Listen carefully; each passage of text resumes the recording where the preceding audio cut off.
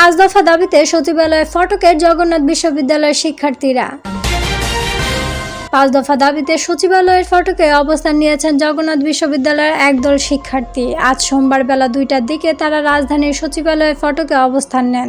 শিক্ষার্থীদের অবস্থানের কারণে সচিবালয়ের সবকটি ফটক বন্ধ করে দেওয়া হয়েছে।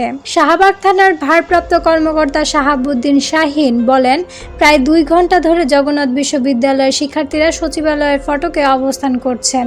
এর আগে আজ বেলা 11:30টার দিকে জগন্নাথ বিশ্ববিদ্যালয়ের শিক্ষার্থীরা শিক্ষা ভবনের সামনে অবস্থান নিয়েছিলেন। পরে তারা সেখান থেকে সচিবালয়ের ফটকের সামনে যান। শিক্ষার্থীদের দাবিগুলো হলো: 1. স্বৈরাচার আমলে নিয়োগপ্রাপ্ত প্রজেক্ট ডিরেক্টরকে আইনের আওতায় আনতে হবে এবং 7 দিনের মধ্যে সেনাবাহিনীর দক্ষ কর্মকর্তাদের হাতে এ দায়িত্ব দিতে হবে। 2. শিক্ষা মন্ত্রণালয় থেকে সুনির্দিষ্ট রূপরেখা ঘোষণা করতে হবে যে জগন্নাথ বিশ্ববিদ্যালয়ের দ্বিতীয় ক্যাম্পাসের কাজ সেনাবাহিনীর কাছে হস্তান্তর হয়েছে। 3. অবিলম্বে বাকি 11 একর জমির অধিগ্রহণের ব্যবস্থা নিতে হবে এবং পুরনো ক্যাম্পাস নিয়ে স্বৈরাচার সরকারের আমলে সব চুক্তি বাতিল করতে হবে। 4. সম্প্রতি ইউজিসির ঘোষণা করার পাইলট প্রকল্পের জগন্নাথ বিশ্ববিদ্যালয়কে অন্তর্ভুক্ত করতে হবে। 5. বিশ্ববিদ্যালয়ের বাৎসরিক বাজেট সর্বনিম্ন 500 কোটি টাকা বরাদ্দ প্রদান করতে হবে।